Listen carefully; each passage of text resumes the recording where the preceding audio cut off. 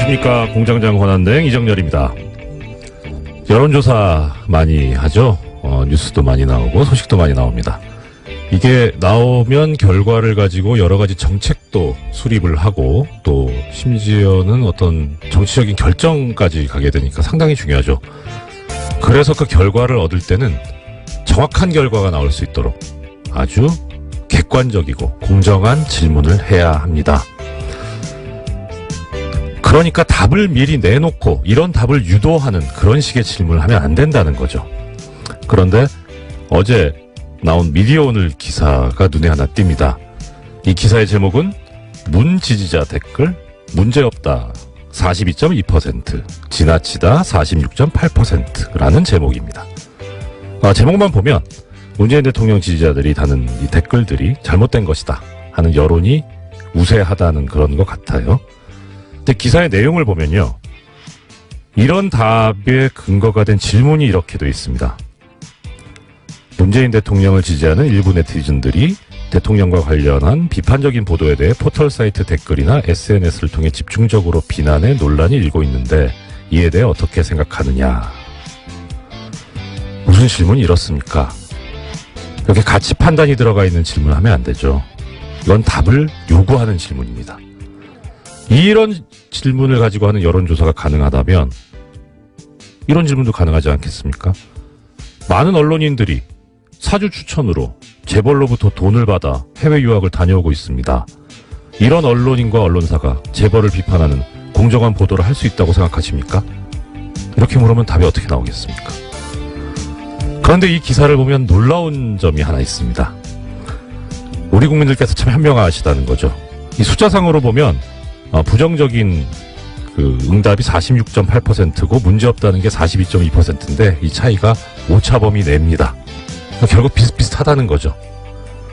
그런데 또 이 기사에서 보면 언론 적폐 청산이 필요하냐라는 질문을 했는데 필요하다는 응답이 무려 80.4%입니다. 답을 내놓고 하는 질문에도 현명하신 우리 국민들 안 속고 제대로 답을 하고 계시는 거죠. 존경하지 않을래 않을 수 없는 우리 대한민국 국민들이십니다.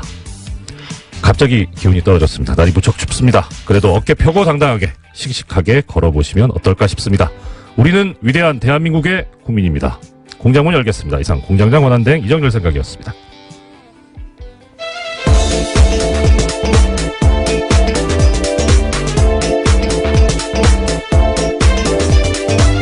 시사인의 김은지입니다. 장자연 씨 사건 전문기자. 언제부터 제가 그렇게 된지는 조금 당황스러운데요. 예, 열심히 취재하라는 뜻으로 알겠습니다. 예, 예. 어제 저 화제 중에 하나가 우진 저 뉴스공장 관련된 분들 거의 저 실시간 검색어에 많이 올라가셨어요. 근데 특히 장자연 씨. 네, 그렇죠. 어제 하루 종일 실시간 검색어였는데요. 네. 관련해서 청와대 청원 게시판에는 어제 하루만 해도 1000건 넘는 게시글이 올라왔다라고 합니다. 1000분이 동의를 했다는 게 아니라 1000건? 예, 그래서 글 자체가 1000건이 올라온 건데요. 이야. 특히 유력 인사에 대한 수사가 제대로 이루어졌는지에 대해서 규명해야 된다라는 네네. 목소리 커지고 있어서요. 예. 검찰 과거사위에서는 오는 1월 안에 장치 사건에 대해서 재수사 여부를 결정한다라고 합니다. 아니, 이 정도면 뭐 결정하셔야 되는 거 아닌가 싶은데요. 그런데 1000건이면 어떻게 보면 많다고도 볼 수 있지만 이거는 한 군데에 좀 집중해서 몰아야 되지 않을까 싶기도 한데요. 뭐 청와대 답을 나오려면요 20만 명 이상이 분. 지금 해야 돼서요. 예. 뭐 그것이 아니더라도 어쨌거나 검찰 과거사위가 이 사건 자체를 재수사할지에 대해서 검토한다고 하니까 어떻게 여론이 움직일지도 중요한 부분일 것 같습니다. 제 생각에는 이 장자연 씨 사건 전문 기자이신 왜 얼마 전에 어쩌다가 계속 그렇게 됐습니다. 유시춘 전 장관께서 저기 청와대 청원 게시판에 글을 올리셨잖아요. 예, 유시민 전 장관요. 유시친 선생님은 좀 이따가 나오시죠. 예. 죄송합니다. 예, 유시민 전 장관께서 올려가지고 상당히 많은 호응을 얻으셨는데 그런 이제 전문가 분이 하시니까 많이 알려진 또 이제 말하는 네임드 분이 하시면 많이 좀 나온다. 네임드이신 우리 김은지 기자께서 청원 한번 하시면 어떨까요? 제가 네임드도 아닌 뿐만이라요. 예, 기자는 뭐 기사로서 이렇게 또 보여드려야 되니까 열심히 취재하라는 격려를 알겠습니다. 김 기자님, 진짜, 우리 되게, 사적인 친분은 별로 없지만, 여기서 이렇게 뵙는데, 정말 존경스러워요. 갑자기 왜 이러시니까. 제가 여러 가지 단점을 가지고 있는데, 가장 큰 단점이 거짓말을 못하는 단점을 가지고 있습니다. 자, 오늘, 소식 전해주십시오. 네, 다스는 누구 겁니까? 라는 질문 뉴스공장에서 계속 던지고 있는데요. 이 답을 찾기 위해서 검찰이 본격적인 수사에 들어갔습니다. 검찰 수사는 투트랙으로 진행되는데요. 어제 서울 동부지검에서 출범한 수사팀 같은 경우에는 120억 원대 다스 비자금 조성 의혹을 수사합니다. 참여연대는 지난 7일에 신원불상의 다스 실소유주가 120억 원의 비자금을 조성했다라고 고발한 바가 있는데요. 또한 관련 의혹을 수사했던 정호영 전 특검 같은 경우에도 고발당했습니다. 이 사건은 공소시효가 50여일 남아 있습니다. 또 다른 갈래는 다스의 140억 원 투자금 반환 소송에 청와대가 개입했는지에 대한 서울중앙지검의 수사인데요. 검찰은 최근에 청와대 행정관 조사했고요. 또 어제는 관련 문건 폭로했던 시사인의 주진우 기자 참고인으로 조사했습니다. 이 사건은 검찰이 2020년까지 공소시효 있다라고 판단하고 있습니다. 네. 자, 이 장자연 씨 사건 전문이 김은지 기자님이시라면 또 이 다스 전문은 우리 또 뉴스공장 아니겠습니까? 이 뉴스공장이 제기한 문제, 여기에 대해서, 이제, 공권력이 움직이고 있다. 그리고 또, 한편으로, 이건 좀 약간 가벼운 얘기인데, 시사인 주진우 기자, 정통, 시사주간지, 시사인의 주진우 기자, 어제 참고인으로 출석을 하면서 자료를 이제 전달했다는 거잖아요. 네, 분홍 보따리 들고 나왔습니다. 그 보자기에 싸가지고 가는데 그 표정이, 제가 그동안 주진우 기자 보면서 맞닥뜨렸던 표정 중에 제일 행복하고 편안한 표정이었어요. 그래서, 기자님들께서 취재하시고 기사를 쓰시면서 어떤 보람을 느끼고 하시겠지만 또 그런 것이 이렇게 결실을 맺어간다라고 하는 것도 상당한 뿌듯함을 느끼실 수 있겠다 싶더라고요. 네, 뉴스공장에도 가끔 들고 왔던 그 보따리인데요. 그 내용들이 이제 검찰에도 참고 자료로 내게 된 겁니다. 네, 항상 선도적으로 움직이는 뉴스공장 정말 훌륭합니다. 제가 공장장 권한 대행이긴 하지만, 네, 근데 정말 참 존경스러운 또 방송이죠. 자, 그러면 이제 다스는 누구 겁니까? 거의 다 모르시는 분은 거의 없는데, 그런데 이제 엊그제 이 고발을 제기했던 참여연대 측에서 안진건 사무처장이 나와가지고 그런 얘기를 했습니다. 아까 김 기자님께서 신원불상이라고 하셨는데, 네, 그렇죠. 성명불상자라고 하면서 이 성명불상자가 누구인지를 검찰이 한번 맞춰보세요라고 하는 그런 의미라고 이렇게 말씀을 하셨으니까, 그러면 누구나 거의 다 짐작하고 있는 그분에 관해서는 어떤 반응이 있는지. 네, 관련된 뉴스가 어제 MBC가 보도했는데요. 네네. 미국에서 다스의 하청 용역업체를 운영하고 있는 김아부개 씨의 인터뷰를 인용했습니다. 네. 인터뷰를 보면요. 2014년 9월 달에 이명박 전 대통령이 엘레베마주 몽고베리에 있는 다스에 들렀다라는 겁니다. 이 지역에선 다들 알고 있다라고 하는데요. 그 사람의 멘트에 따르면 이렇습니다. 자기 다스 보고 싶으니까 온 거다. 대통령 때는 못 오고 차려도 온 거 보고 싶은 거예요. 라는 건데요. 자기 다스. 네, 그분의 인터뷰 말입니다. 그래서 플로리다에 가기 전에 애틀란타에서 며칠 머물렀는데 그때 이명박 전 대통령이 차 타고 서너 시간 거리에 있는 다스 미국 법인에 조용히 갔다라는 겁니다.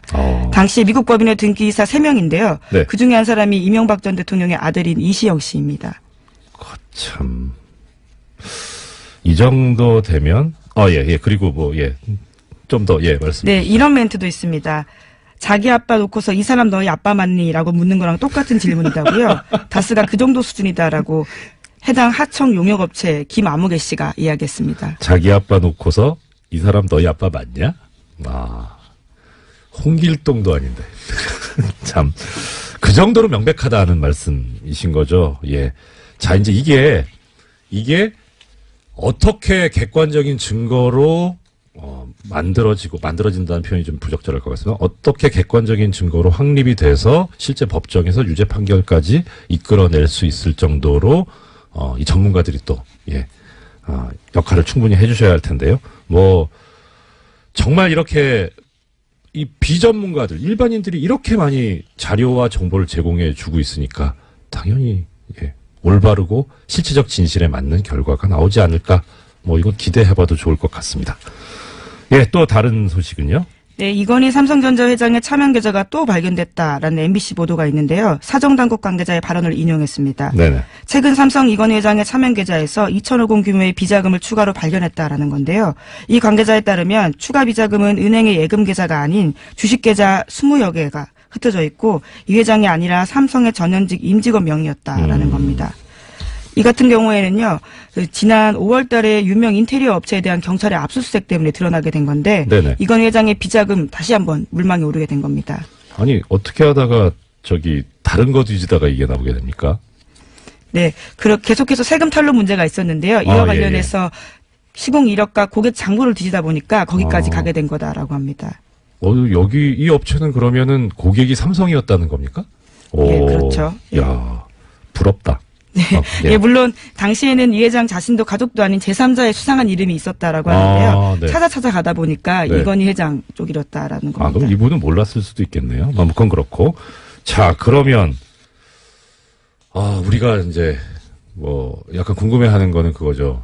도대체 재산이 얼마지? 그중에 차명은 얼마지? 하는 그런 생각이 드는데 대략 지금 김 기자님께서 아마 파악하고 계신 규모는 어느 정도 됩니까? 네, 2008년에 조준웅 특검이 찾아낸 적이 있는데요. 네. 네, 그때만 하더라도 4조 4천억 원에 달했다라고 합니다. 그런데 4조? 예, 4조가 넘습니다. 헐. 예, 차명 재산만 그러한데요. 그것도 차명. 예, 그렇죠. 헐. 예, 그런데 그러니까 어제 MBC에서 보도한 것들은 그 외의 재산이 더 있다라는 거고요. 예. 오늘 아침 한겨레 신문 같은 경우에는 최소 5천억 원 이상의 비자금이 추가로 확인됐다라고도 보도했습니다.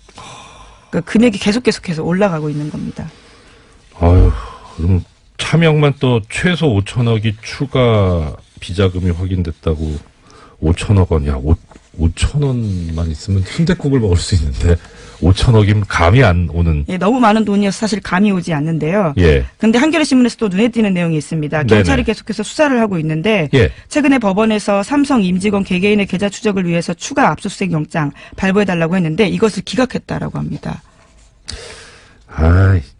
이거를 지금 말씀하시면 안 되고 공장장님 계실 때 말씀하셔야 제가 한 번이라도 더 영장 출연할 해설을 텐데. 해주시는데요. 예. 예.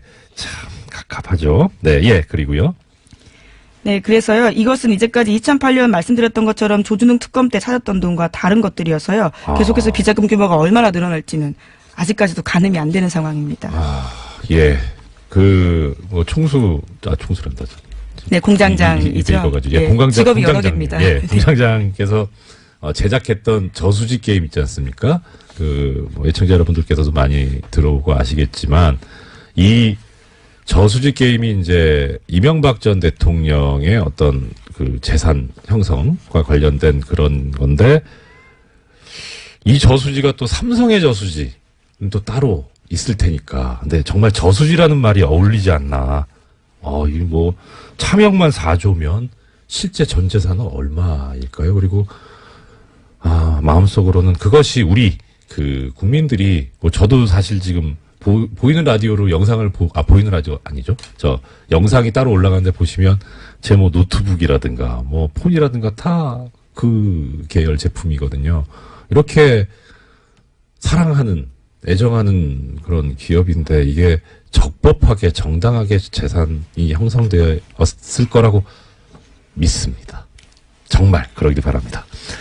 예, 또 다음 소식은요? 네, 이정열 대행의 역할이 또 필요한 뉴스인데요. 아이고, 네. 네, 구속된 우병우 전 민정수석이 법원에 구속적부심사를 청구했다라고 합니다. 저런.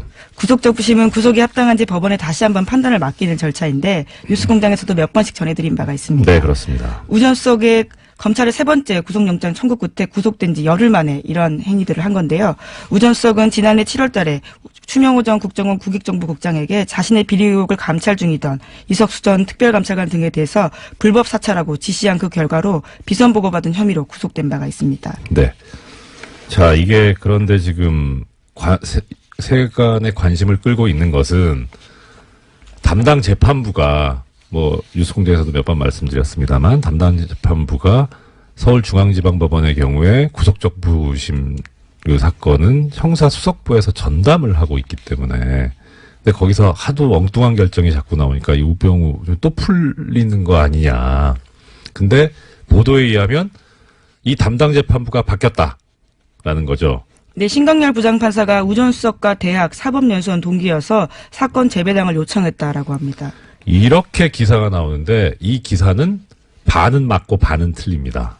왜냐하면 이렇게 기사가 나오면 어떤 느낌이 드냐면 사건의 공정함을 위해서 피해갔구나라고 생각이 들잖아요. 그러니까 이 신광렬 부장판사를 옹호하는 듯한 근데 그게 아니고요. 법관의 사건 분담과 재판대 사건 재배당에 관한 예규에 보면 대리인이나 변호인 같은 사건 관계인이 사법연수원 동기인 경우에는 사건을 하지 말고 재배당 요청, 다른 재판부로 옮기라고 그렇게 규정이 있습니다. 원래 있는 규정이다라는 말씀이시죠? 원래 거죠? 그렇습니다. 네. 그런데 이제 하물며 지금 여기서 지금 대리인이나 변호인이 아니라 바로 당사자잖아요. 재판 당사자. 그러니까 대학 이거는 관계가 없고요. 사법연수원 동기인 게 그 요건에 해당이 됩니다. 그래서 넘어간 건데, 자, 이제 또 재밌는 것은, 그럼 이렇게 해서 재배당을 하는 경우에 보통은 어디를 가냐면, 대리재판부라는 곳이 다 법원마다, 재판부마다 지정이 돼 있습니다. 언제냐면, 휴가를 가거나, 갑자기 이렇게 일이 터졌다거나 할 때, 그때 그 담당 재판부에 결혼이 생겼다 그래서 재판을 안 할 수는 없잖아요. 그러니까 이 경우에는 그러면 대리하는 재판부를 다 지정을 미리 해놓습니다. 그래서 그 대리재판부에서 하는데, 그러니까 이게 재배당을 해서 넘어가게 되면 그 대리재판부에서 해야 돼요. 대리재판부가 형사수석부 같은 경우에는 형사 1부입니다. 네, 휴가를 갔다라는 보도가 있던데요. 부장이 휴가를 갔어요. 어떻게 그렇게 성견지명이 있는지. 그래서 지금 이게 형사 2부로 갔습니다. 그래서 어제 보니까 이 형사 2부 재판장, 이우철 부장판사가 실시간 검색어에 올라가더라고요. 저는 처음에 모르고 실검만 보고 있는데, 이 이우철 부장판사님 잘 압니다. 그래서, 뵌지는 좀 됐어요. 뵌지는 제가 법원 퇴직하고 뵙지는 못했는데, 일단 많이들 궁금해 하시죠. 어떻게 될 것 같냐? 저는 점쟁이가 아니라서, 예측 전문, 예상 전문 이런 건 아닌데, 이우철 부장판사가 제가 알고 있는 모습 그대로라면 이 우병우 전 수석의 구속적부 심사 청구는 기각될 겁니다. 이분은 스타일이 정말 법대로 합니다. 그리고 법대로 하는데 그게 어떤 형태로 나타나냐면 개인의 자유와 권리 이쪽을 가급적 많이 보장하고 옹호하는 쪽인데요. 싫어하는 게 뭐냐면 권력을 사적으로 쓰는 겁니다. 지금 우병우 전 수석 같은 경우에는 그런 얘기 나오잖아요. 민정수석으로서의 권한을 사적으로 이용해서 자신을 사찰하는 사람을 역사찰하는 거잖아요.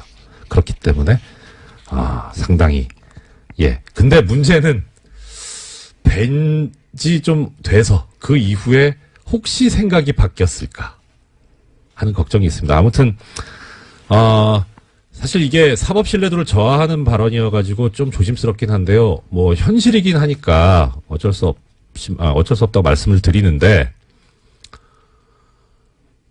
대진운이라는 게 있어요. 재판도요. 그러니까 이게 이게 가급적 이거 고귀한 품격 있는 방송에서 이런 용어 쓰면 안 되는데, 재판부 운빨. 제가 본 중에 재판부 운빨이 제일 좋았던 분이 김용판 전 서울지방경찰청장입니다. 그쪽 계열만 잘 타고 갔어요. 네, 2012년에 대선 개입 혐의로 재판을 받은 바가 있죠. 올무죄 나왔죠. 근데 정말 어떻게 이런 진짜 운이 정말. 네, 그리고 나서 출마 선언까지 했었죠. 그렇죠. 경선을 통과하지 못했었습니다. 그랬었죠. 그런데 이제 이 재판부 운빨이 안 좋은 분 중에 또 한 분이 제가 기억하는 두 분인데요. 한명숙 전 총리, 그다음에 정봉주 전 의원. 정말 재판부 운빨이 안 좋았습니다. 자, 그런데 지금 여기서 보면 우병우 전 수석도 재판부 운빨이 그렇게 좋아 보이진 않는다. 네, 오늘 구속적부심 열리는데요. 네. 그 결과에 따라서 내일 다시 제가 내일 출연하냐 못하냐까지 나오네요. 네. 알겠습니다. 네, 게다가 또 조윤선 전 장관 같은 경우에도요. 오늘 영장 실질 심사가 있습니다. 내일 한꺼번에 해석을 좀 해주셔야 될 것 같아요. 큰일 났네요. 저 오프닝 써야 되는데. 네, 공장장처럼 셀프 미니 인터뷰를 하시는 방법도 있습니다. 알겠습니다. 예, 다음 소식이요. 네, 검찰이 2013년에서 2014년 국방부의 국군 사이버사령부 정치관여 의혹 관련해서요, 수사가 축소 또는 은폐됐다라는 정황을 포착하고요, 본격 수사에 착수했다라는 경향신문 보도입니다. 검찰 안팎에서는 유모 전 국방부 정책실장이 당시 국방부의 부실 조사를 주도했다라고 보는 것으로 전해진다고 합니다. 참, 이 군 문제는 접근하기가 쉽지가 않은데 계속 이렇게 나오는데, 예. 어떻든 지금, 이 얘기는 김관진 전 국방부 장관이 새 혐의로 조사를 받을 수 있다. 이게 상당히 희망적인, 얘기 아닐까 싶네요. 예, 그 가능성이 커지고 있다라고요. 오늘 네. 아침 경향신문이 보도했습니다. 네. 자, 시간이 한 3분 남았는데, 우리 장자연 씨 사건 전문 기자이신 김은지 기자님 계시고, 그다음 다스 사건 전문 방송인 뉴스공장에 있는데, 저도 대행시켜 주신 김에 제가 그거 냈잖아요. 삼성 언론장학생 전문이 얼떨결에 돼버렸는데, 그 말씀 오늘 드려야지, 안 그러면 애청자님들한테 혼날 것 같습니다. 약속을 해서요. 지금,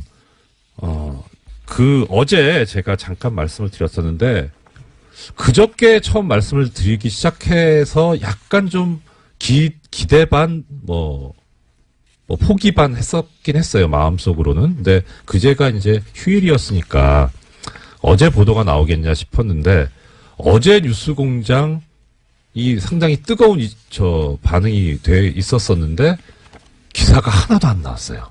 삼성 언론장학생. 애청자 여러분, 지금이 아니더라도 한번 삼성 언론 장학생이라고 한번 포털에서 검색해 보십시오. 그러면 기사가 하나도 없습니다.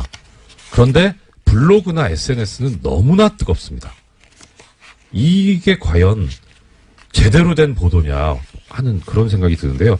오늘, 시간이 1분 남아서 하나만 말씀드릴게요.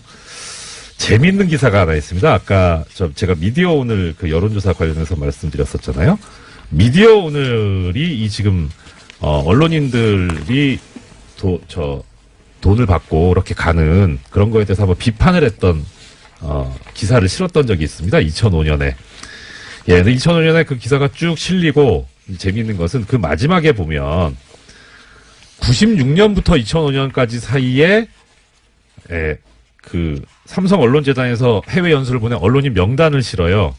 이 기사 자체는 2005년 8월 24일 날 미디어 오늘에 실린 제목은 삼성 언론재단 최대 연 5억 원 해외 연수 지원이라는 기사고, 근데 기사 자체는 그렇고, 맨 마지막에 보면 관련 기사로 삼성 언론재단 해외 연수 언론인 명단이 실려 있는데, 이 링크를 클릭하잖아요?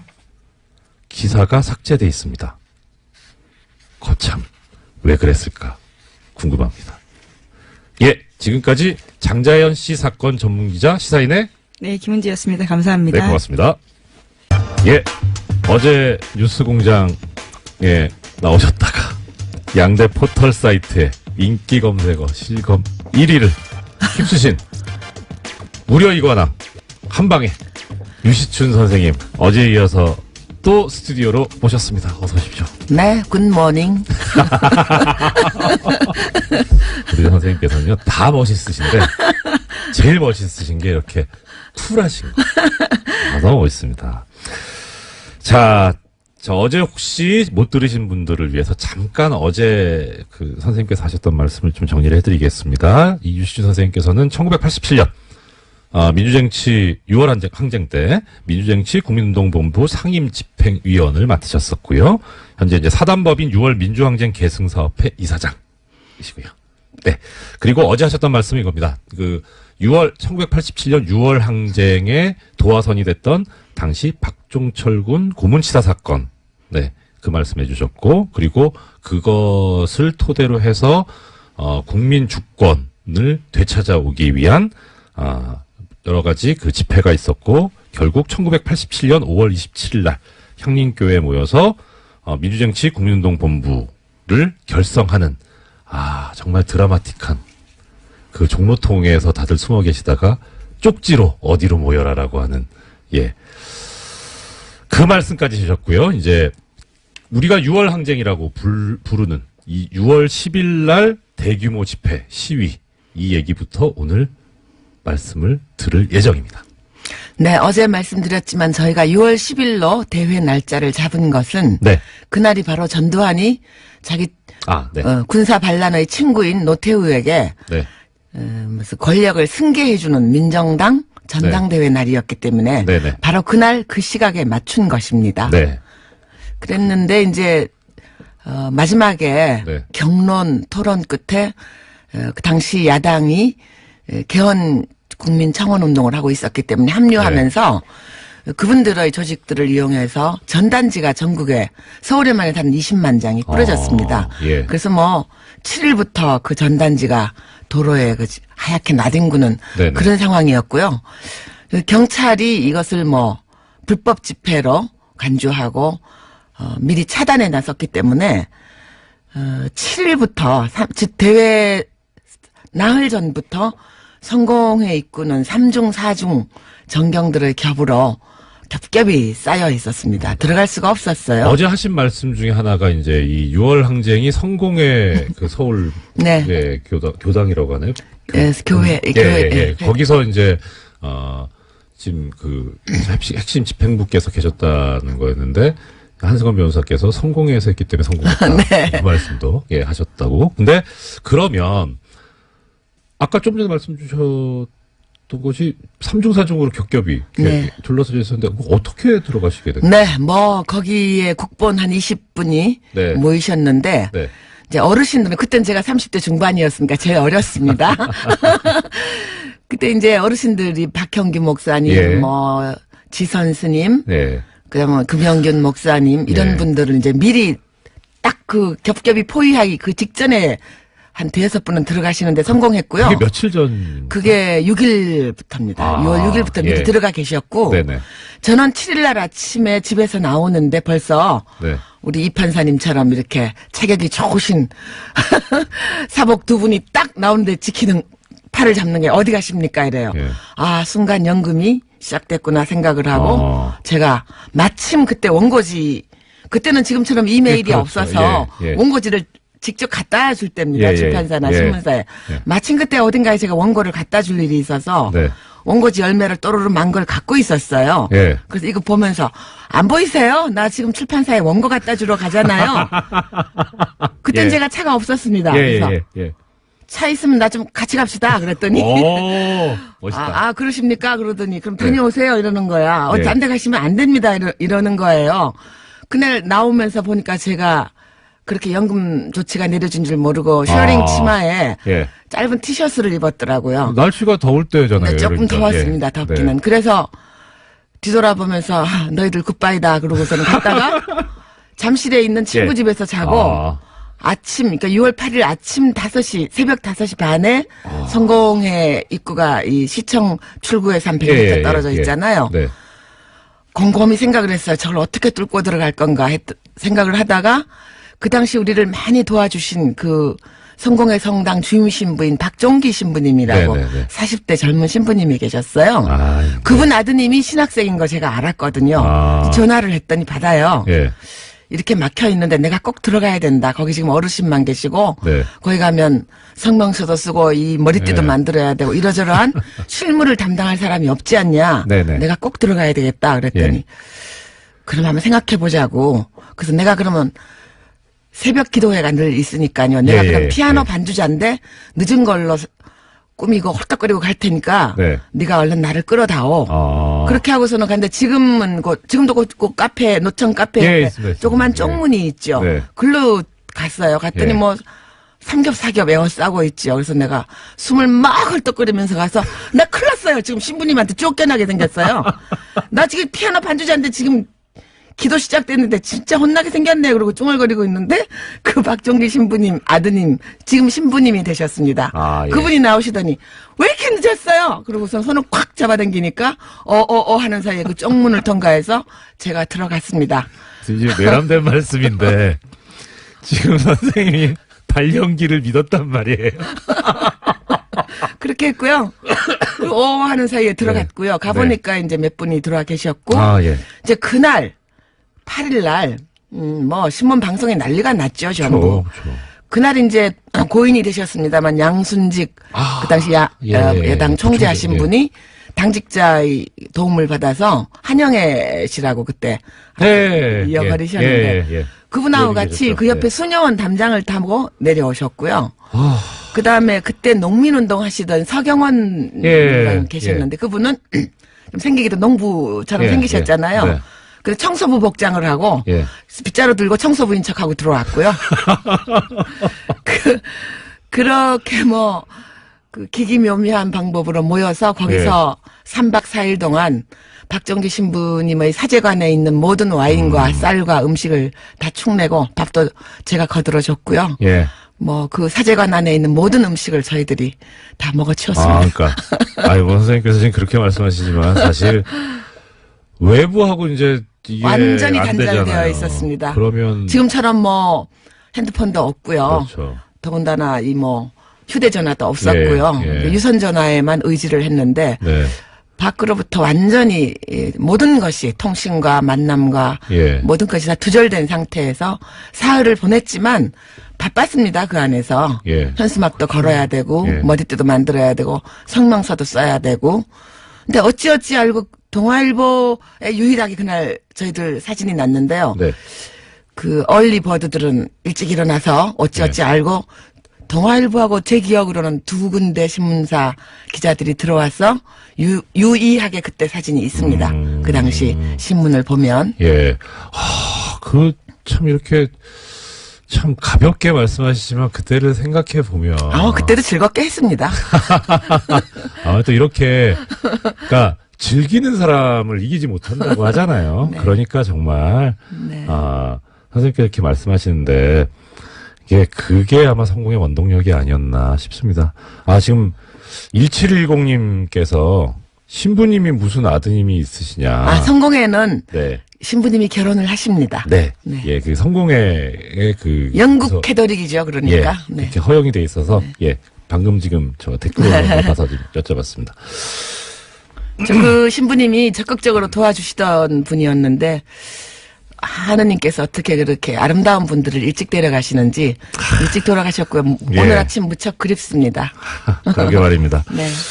자, 그러면 이제 들어가셨습니다. 뭐 들어가시는 것도 참 여러 가지 우여곡절이 있었고 참 뭐 대단합니다만은 이제 또 들어가셔서 아까 얼핏 지나가시는 것처럼 말씀하셨는데 저 사실 제일 궁금했었던 게 그거거든요. 가벼운 질문으로서 보통 이쪽 일하시는 분들이 약초를 참 많이 드시고 좋아하시는데 어떠셨을까 했는데 먼저 말씀하셨어요.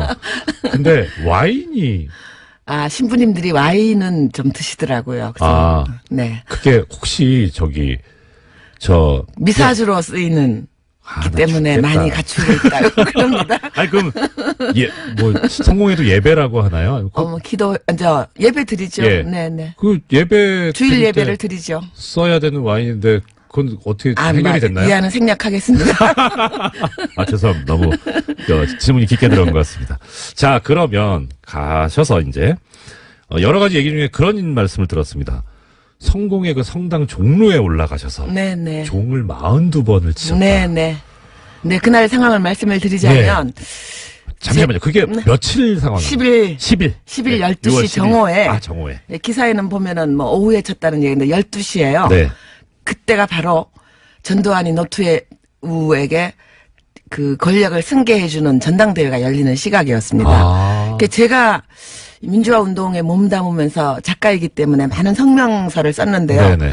그날의 짧은 성명을 평생 기억하고 있고요. 제 기억에 가장 뚜렷한 날입니다. 직접 썼죠. 예. 네, 아주 짧게 썼습니다. 네.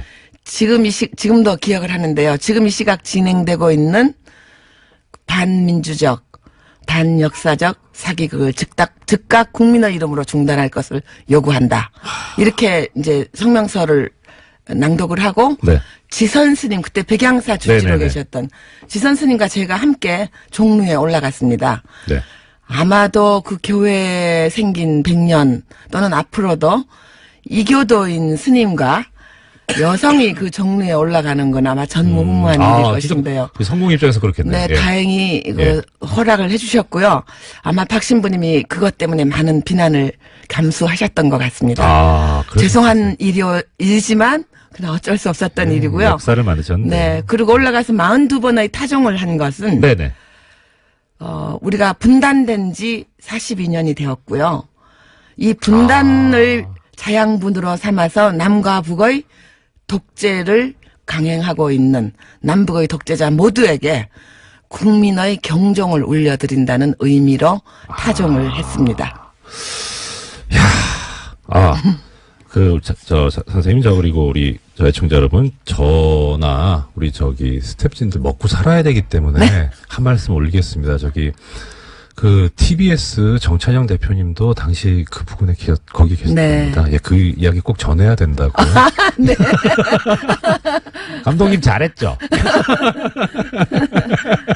자, 이 6월 항쟁이 특징이, 그러니까 어제 이제 말씀하실 때, 사실 고립됐었다. 네. 그래서 그렇게 성공적이지가 못했는데 6월 항쟁 때는 일반 시민들이 상당히 많이 또 뭐 넥타이 부대라고 그때 명명이 됐었는데 그 이유가 뭐라고 생각하세요? 우선은 우리 국민들의 민주화 열기가 뜨거웠고요. 그것이 네. 가장 기본에 깔려 있는 것이었고요. 네네. 그다음 그 당시의 그 물리적인 상황을 좀 말씀드리면 네. 88 올림픽을 기해서 예행 연습을 하느라고 처음으로 서머타임제가 네. 적용이 되고 있어서 네. 6월 중순에 6시라는 건 해가 하늘 가운데 있을 때입니다. 그렇죠. 더욱이 집회가 열리고 있는 성공회 주변의 광화문역, 시청역, 서울역은 전철과 버스가 정차하지 않고 그냥 통과했습니다. 그러니 그 주변에 있는 모든 셀러리맨들이 직장인들이 해는 하늘 가운데 쨍쨍한데 버스와 지하철은 정차하지 않습니다. 어디로 올라왔겠습니까? 다 지상으로 올라와서 함께 외치지 않았겠습니까? 네. 그래서 그때 아마 또 국본이 저희들이 가장 고심했던 부분은 어떻게 하면 이것이 민주화 운동권을 넘어서 일반 시민의 참여를 광범위하게 다양한 형태로 이끌어낼 건가. 제일 고심을 했었는데 그래서 시작도 운동가 대신 애국가로 시작하고. 맞습니다. 지금은 이름도 명예도 없이 그걸 많이 알고 있지만 그 당시는 잘 몰랐기 때문에 애국가로 시작했고요. 그리고 서 있는 그 자리에서 참여할 수 있는 방법. 차 안에 있는 사람은 경적을 울리고요. 여성들은 길거리에서 수건을 꺼내서 흔들고요. 그리고 뜻부전 뉴스를 거부한다는 의미로 9시에 일제히 소등을 하고 또 사찰에서는 종을 치고요. 이런 국민 여러분들이 생업 현장에서 참여할 수 있는 다양한 참여 방법을 개발한 것도 주요했다고 봅니다. 그러니까 지금으로 치면 우리 이제 어디 포털 댓글 달고 그리고 기사에 대해서 좋다 안 좋다 공감 비공감 좋아요. 그런 이제 참여하는 그런 거였죠. 그러니까 국민들께서 길거리에 올라와서 몸으로 좋아요를 다 누른 거죠. 그렇죠. 정확한 표현이십니다. 자, 그거는 이제 전체적인 그림은 그렇게 돌아갔는데 큰일 났네. 하루 더 해야 되는데. 안 됩니다. 여기 0919님께서 본인께서 이제 참석하셨던 아주 경험담을 지금 문자로 보내오셨습니다. 농민운동가 서 선생님께서는 이후에 민주당 국회의원을 하셨고, 0919님께서는 그때 6월 종로 6가 동대문 종합시장에서 사업했을 때라고 하시네요. 그때 보도블럭을 망치로 깨서 학생들에게 나눠주고 경찰들 몰려올 땐 가게 셔터 열고 숨겨줬다고. 진짜 이렇게 많았습니다. 영화에도 아주 리얼하게 그런 장면들이 나옵니다. 실제로 많이들 숨겨주시고요. 셔터 내리고 물 주고 콜라도 한 박스씩 샀다 갖다 주고요. 엄청나게 감동적이고 협조적인 그런 공동체의 덕목을 느낄 수 있었던 날이죠. 저 경험을 잠깐만 말씀드리면 저도 참 그때 운이 좋았던 게 이제 저는 어제 잠깐 말씀드린 남대문 부근에 있었거든요. 숭례문 부근. 남대문 시장으로 이제 숨어 들어간 거예요. 거기가 제일 격전지였죠. 근데 또 먹을 건 많더라고요. 상가니까. 맛있어요. 그래서 참 신세 많이 졌었습니다. 자, 그럼 이제 이거는 전체적인 그림이었고 문제는 이제 우리 선생님. 이제 이 시위가 이제 60 이제 끝났습니다. 끝나고 다음 꼭 나와야 되는 게 그거죠. 명동성당. 네, 저희들이 네. 6월 10일 집회를 마치고, 네. 제가 맨 앞장서서 박정철 영정을 들고 영국 대사관 쪽으로 진출하다가, 네. 모두 다 연행돼서, 네. 장안동 대공분실을 예, 거쳐서, 그렇죠. 저는 분리수용돼서 돌아가신 재정구 예, 의원님과 재정구요. 함께 네. 강동경찰서 유치장에 수용이 됐는데 아침에 네. 눈을 떠봤더니 천정에 붙어 있는 TV에서 명동성당 농성 얘기가 나옵니다. 그거를 거기서 들으셨구나. 네, 그걸 보고서는 저 어제도 얘기했지만 무신론자인데 예. 우주에 계시는 모든 신께 기도했습니다. 하나님, 예수님, 부처님, 저 뜨거운 사막의 알라신이시여 한국 국민들을 보호해 주시고 민주주의를 오게 해주세요 하고 눈물 나. 기도했습니다. 정말. 그리고 제 길을 의심했고요. 왜냐하면 모든 예. 정보가 다 차단되어 있었기 때문에 그때 일생에서 가장 간절하게 예. 기도했습니다. 예. 그러면 네. 그러니까 제가 이제 여쭤보려고 했던 거는 이 강동경찰서 유치장으로 수감이 되셨는데 당 선생님께서 이제 그 국어 과목 국어와 문학을 가르치는 교사였는데요. 교사, 예. 그 2년 전에 해직이 이미 됐었습니다. 아, 전두환 해직교사 1호. 당시 블랙리스트. 블랙 세제곱. 자, 자제분. 네, 그때 유치원 다니는 남매 예. 있었습니다. 사실 이게 또 상당히 민감하고 아픈 부분이잖아요. 네, 물론 아이들한테 미안했죠. 예. 어떠셨어요, 기분이? 근데 수많은 자식들이 감옥에 가 있고, 그래서 제가 어린아이가 있다는 얘기 그 동료들한테 못했고요. 예. 저 올드미스인 줄 알고 계시는 분이 대부분이었어요. 그랬고요. 다 늠름하게 있었지만 가장 힘들었던 밤은 6월 18일 날, 예. 우리 시위가 또 한 번 폭발했던 그렇죠, 날인데, 폭발했죠. 조영래 변호사님이 제 변호인이셨는데, 네. 오셔가지고 계엄령 설이 돈다는 풍문을 말씀해 주셨을 때는 예. 등골이 좀 오싹했고요. 예. 실제로 계엄령을 준비를 했었고요. 전두환이. 예. 그때는 아이들을 못 보는 게 아닌가 하는 아주 무서운 공포도 잠깐 잠겨 있었습니다. 공포도 공포고, 그래도 또 도움을 주시는, 예를 들어서, 시댁이나. 그런 거 다 잊어버리고 살았습니다. 죄송합니다. 제가 괜히 쓸데없는 질문을 드리는 네. 것 같아요. 네. 자, 그러면 이렇게 해서, 자, 수감되셨다가, 언제 어떻게 나오시게 네. 그런데 그때 이제 우리가 민주화 운동이 상승기에 있었기 때문에 네네. 저희들을 함부로 다루지 못했습니다. 그럼. 네. 그리고 서울구치소에 가서 여러 번 면회도 오시고, YSDJ께서 다녀가셔서 영치금도 넣어주시고, 그렇게 하셨는데, 예. 6.29 선언이 나고 난 다음에는, 이거 오래지 않아서 나갈 수 있겠구나 하는 생각을 가졌고요. 검사치조라 그러나요? 검취. 예, 그것도 저희들이 보통 형사법에 의하면 우리가 나가야 되잖아요. 예, 검찰로. 그렇죠. 예. 검찰이 구치소로 왔었습니다. 그게 어떻게 보면 특혜일 수 있지만, 어떻게 보면. 기자를 따돌리느라고. 예, 네. 예. 그러니까 꼼수죠. 그렇죠. 예, 그러니까, 편법이겠죠. 예, 그렇게 네. 해서 바깥 공기를 못 새게 하려는 또 네. 그런 생각도 있고. 네. 그러면 그 과정에서, 이거 이제 본인 생각이고, 이건 이제 되겠구나 하는 어떤. 그것은 6.29 날요. 6.29 네. 선언이 나던 날, 네. 우리가 어쩌면 징역을 살지 않을지도 모르겠다. 예. 재판을 받지 않고 나갈 수도 있겠구나. 예, 예. 라는 희망을 가졌고요. 예. 그것이 현실화되었습니다. 그리고 나온 것은 이한열 장례가 있던 그 전날 나왔습니다. 그래도 좀 예. 더 네. 계셨었군요. 예. 그 전날 나와서 처음 간 것이 연세대학교 이한열 네네. 장례식장이었습니다. 네. 너무나 감격적이었습니다. 그때 그러면, 그러니까, 우리가 이기겠구나라는 생각이 드셨던 어떤 지점이랄까? 때는 언제쯤? 6월 18일 날 계엄령 풍문이 돌았을 때는 너무 공포스러웠고요. 예. 광주에서 그런 학살을 감행한 집단이니 무엇을 못하겠습니까? 맞다. 네. 근데 제가 보기에는 그때 계엄령 다 시나리오가 있었는데 네. 미국이 모종의 역할을 했던 것 같고요. 예.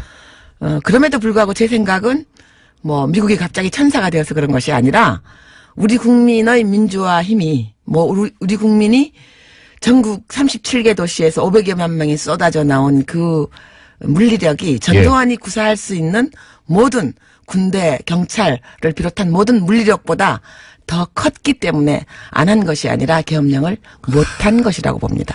사실 이렇게 이끌어주신 분께서 이렇게 국민들 칭찬해 주시니. 자, 교섭 들어가겠습니다. 지금까지 유시춘 선생님이었습니다. 오늘 말씀 감사합니다. 고맙습니다. 여러분 영화 꼭 보십시오.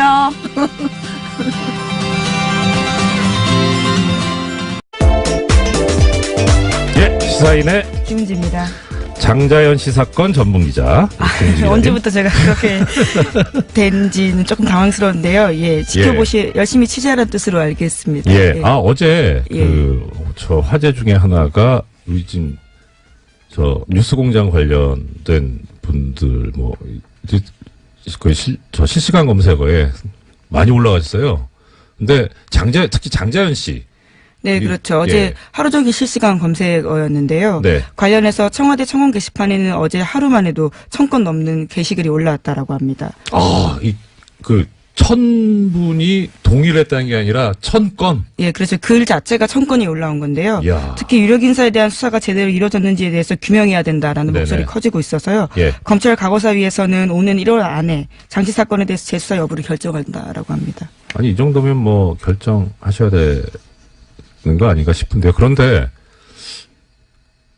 1000건이면 어떻게 보면 많다고도 볼 수 있지만 그거는 한 군데에 좀 집중해서 몰아야 되지 않을까 싶기도 한데요. 청와대 대합을 나오려면요 20만 명 20만 이상이 분. 지금 네. 해야 돼서요. 예. 그것이 아니더라도 어쨌거나 검찰 과거사위가 이 사건 자체를 재수사할지에 대해서 검토한다고 하니까 네. 어떻게 여론이 움직일지도 중요한 부분일 것 같습니다.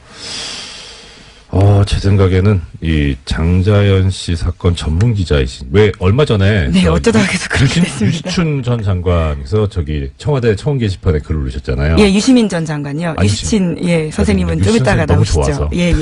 죄송합니다. 예. 예, 유시민 전 장관께서 올려가지고 상당히 많은 호응을 얻으셨는데 그런 이제 전문가 분이 하시니까 많이 알려진 또 이제 말하는 네임드 분이 하시면 많이 좀 나온다. 네임드이신 우리 김은지 기자께서 청원 한번 하시면 어떨까요? 제가 네임드도 아닌 뿐만이라요. 예, 기자는 기사로서 이렇게 또 보여드려야 되니까 열심히 취재하라는 격려를 알겠습니다. 김 기자님 진짜 우리 되게 사적인 친분은 별로 없지만 여기서 이렇게 뵙는데 정말 존경스러워요.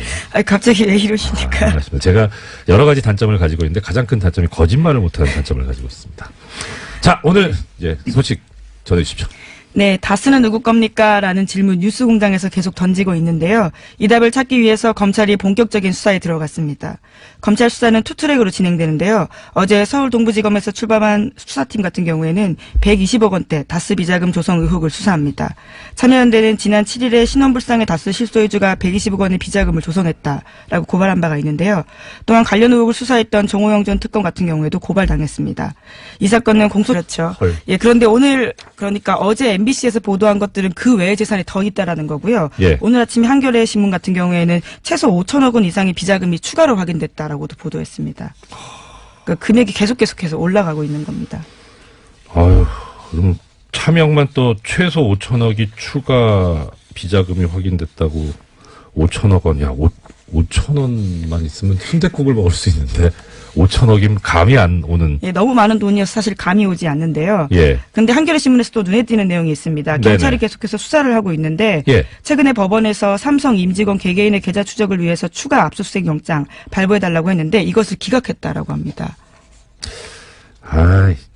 이거를 지금 말씀하시면 안 되고 공장장님 계실 때 말씀하셔야 제가 한 번이라도 더 영장 해설을 텐데. 해주시는데요. 예. 참 갑갑하죠. 네, 예, 그리고요. 네, 그래서요. 이것은 이제까지 2008년 말씀드렸던 것처럼 조준웅 특검 때 찾았던 돈과 다른 것들이어서요. 계속해서 비자금 규모가 얼마나 늘어날지는 아직까지도 가늠이 안 되는 상황입니다. 예.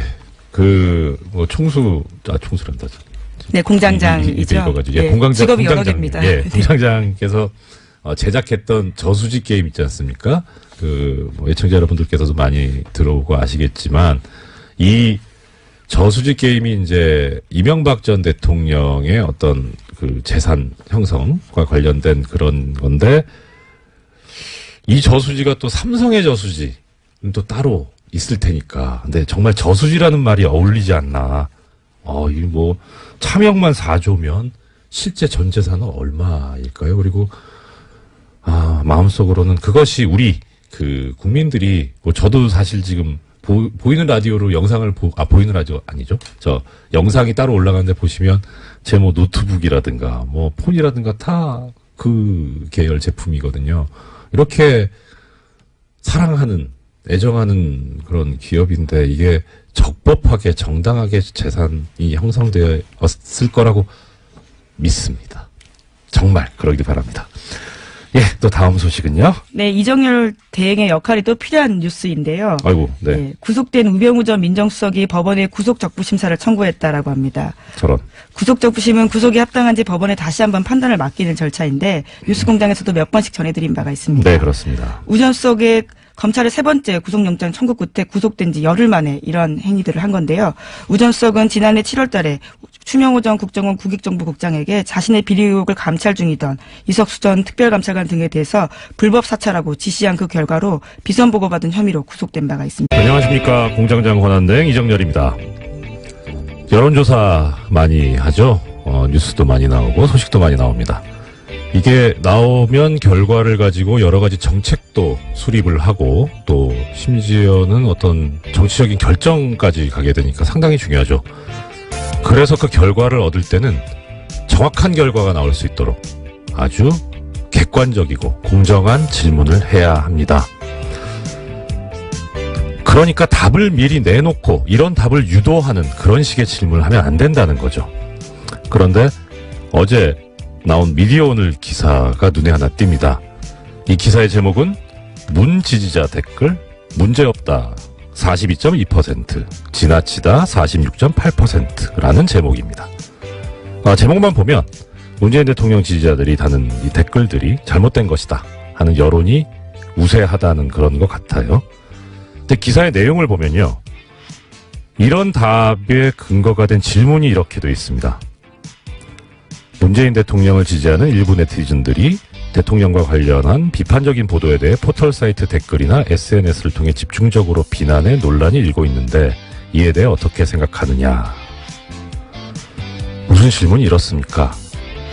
이렇게 가치 판단이 들어가 있는 질문을 하면 안 되죠. 이건 답을 요구하는 질문입니다. 이런 질문을 가지고 하는 여론조사가 가능하다면 이런 질문도 가능하지 않겠습니까? 많은 언론인들이 사주 추천으로 재벌로부터 돈을 받아 해외 유학을 다녀오고 있습니다. 이런 언론인과 언론사가 재벌을 비판하는 공정한 보도를 할 수 있다고 생각하십니까? 이렇게 물으면 답이 어떻게 나오겠습니까? 그런데 이 기사를 보면 놀라운 점이 하나 있습니다. 우리 국민들께서 참 현명하시다는 거죠. 이 숫자상으로 보면 부정적인 응답이 46.8%고 문제없다는 게 42.2%인데 이 차이가 오차범위 내입니다. 결국 비슷비슷하다는 거죠. 그런데 또 이 기사에서 보면 언론 적폐 청산이 필요하냐라는 질문을 했는데 필요하다는 응답이 무려 80.4%입니다. 답을 내놓고 하는 질문에도 현명하신 우리 국민들 안 속고 제대로 답을 하고 계시는 거죠. 존경하지 않을래 않을 수 없는 우리 대한민국 국민들이십니다. 갑자기 기온이 떨어졌습니다. 날이 무척 춥습니다. 그래도 어깨 펴고 당당하게 씩씩하게 걸어보시면 어떨까 싶습니다. 우리는 위대한 대한민국의 국민입니다. 공장문 열겠습니다. 이상 공장장 원한대행 이정열 생각이었습니다.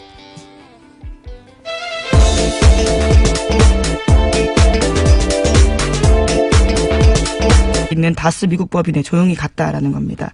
당시 미국 법인의 등기이사 3명인데요. 네. 그중에 한 사람이 이명박 전 대통령의 아들인 이시영 씨입니다. 참, 이 정도 되면, 예. 그리고 좀 더, 말씀. 네, 이런 멘트도 있습니다. 자기 아빠 놓고서 이 사람 너희 아빠 맞니? 라고 묻는 거랑 똑같은 질문이다고요. 다스가 그 정도 수준이다라고 해당 하청 용역업체 김아무개 씨가 이야기했습니다. 자기 아빠 놓고서 이 사람 너희 아빠 맞냐? 홍길동도 아닌데. 참, 그 정도로 명백하다는 말씀이신 거죠. 예. 자, 이제 이게 어떻게 객관적인 증거로, 만들어진다는 표현이 좀 부적절할 것 같습니다. 어떻게 객관적인 증거로 확립이 돼서 실제 법정에서 유죄 판결까지 이끌어낼 수 있을 정도로 이 전문가들이 또 역할을 충분히 해주셔야 할 텐데요. 뭐 정말 이렇게 이 비전문가들, 일반인들이 이렇게 많이 자료와 정보를 제공해 주고 있으니까 당연히 올바르고 실체적 진실에 맞는 결과가 나오지 않을까. 뭐 이건 기대해봐도 좋을 것 같습니다. 또 다른 소식은요? 네, 이건희 삼성전자 회장의 차명 계좌가 또 발견됐다라는 MBC 보도가 있는데요. 사정당국 관계자의 발언을 인용했습니다. 네네. 최근 삼성 이건희 회장의 차명 계좌에서 2천억 원 규모의 비자금을 추가로 발견했다라는 건데요. 이 관계자에 따르면 추가 비자금은 은행의 예금 계좌가 아닌 주식 계좌 20여 개가 흩어져 있고 이 회장이 아니라 삼성의 전현직 임직원 명의였다라는 겁니다. 이 같은 경우에는요, 지난 5월 달에 유명 인테리어 업체에 대한 경찰의 압수수색 때문에 드러나게 된 건데, 네네. 이건희 회장의 비자금 다시 한번 물망에 오르게 된 겁니다. 아니, 어떻게 하다가 다른 거 뒤지다가 이게 나오게 됩니까? 네, 계속해서 세금 탈루 문제가 있었는데요. 이와 관련해서 시공 이력과 고객 장부를 뒤지다 보니까 거기까지 가게 된 거다라고 합니다. 여기 이 업체는 그러면은 고객이 삼성이었다는 겁니까? 네, 그렇죠. 야, 부럽다. 네. 물론 당시에는 이 회장 자신도 가족도 아닌 제3자의 수상한 이름이 있었다라고 하는데요. 네. 찾아가다 보니까 이건희 회장 쪽이었다라는 겁니다. 그럼 이분은 몰랐을 수도 있겠네요. 그건 그렇고. 자, 그러면 우리가 이제 뭐 약간 궁금해하는 거는 그거죠. 도대체 재산이 얼마지? 그중에 차명은 얼마지? 하는 그런 생각이 드는데 대략 지금 김 기자님께서 아마 파악하고 계신 규모는 어느 정도 됩니까? 네, 2008년에 조준웅 특검이 찾아낸 적이 있는데요. 네, 그때만 하더라도 4조 4천억 원에 달했다라고 합니다. 그런데 4조? 예, 4조가 넘습니다. 헐. 예, 차명 재산만 그러한데요. 그것도 차명. 예, 푸시오가 50여일 남아 있습니다. 또 다른 갈래는 다스의 140억 원 투자금 반환 소송에 청와대가 개입했는지에 대한 서울중앙지검의 수사인데요. 검찰은 최근에 청와대 행정관 조사했고요. 또 어제는 관련 문건 폭로했던 시사인의 주진우 기자 참고인으로 조사했습니다. 이 사건은 검찰이 2020년까지 공소시효 있다라고 판단하고 있습니다. 네. 자, 이 장자연 씨 사건 전문이 김은지 기자님이시라면 또 이 다스 전문은 우리 또 뉴스공장 아니겠습니까? 이 뉴스공장이 제기한 문제 여기에 대해서 이제 공권력이 움직이고 있다. 그리고 또 한편으로 이건 좀 약간 가벼운 얘기인데 그 시사인 주진우 기자 정통 시사주간지 시사인의 주진우 기자 참고인으로 출석을 하면서 자료를 이제 전달을 했다는 거잖아요. 네, 분홍 보따리 들고 나왔습니다. 그 보자기에 싸가지고 가는데 그 표정이 제가 그동안 주진우 기자 보면서 맞닥뜨렸던 표정 중에 제일 행복하고 편안한 표정이었어요. 그래서 이 뭐 기자님들께서 취재하시고 기사를 쓰시면서 어떤 보람을 느끼고 하시겠지만 또 그런 것이 이렇게 결실을 맺어간다라고 하는 것도 상당한 뿌듯함을 느끼실 수 있겠다 싶더라고요. 네, 뉴스공장에도 가끔 들고 왔던 그 보따리인데요.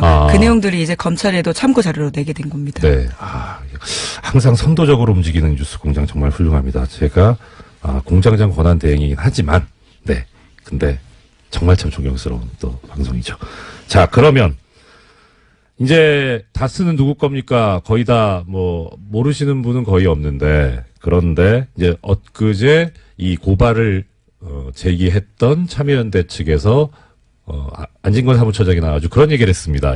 아까 김 기자님께서 신원불상이라고 하셨는데 네, 그렇죠. 성명불상자라고 하면서 이 성명불상자가 누구인지를 검찰이 한번 맞춰보세요라고 하는 그런 의미라고 이렇게 말씀을 하셨으니까 그러면 누구나 거의 다 짐작하고 있는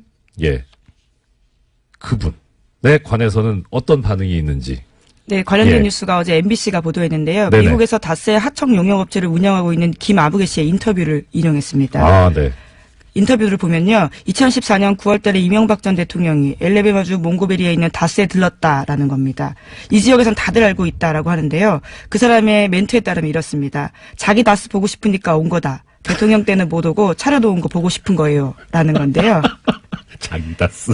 네, 그분의 인터뷰 말입니다. 그래서 플로리다에 가기 전에 애틀란타에서 며칠 머물렀는데 그때 이명박 전 대통령이 차 타고 서너 시간 거리에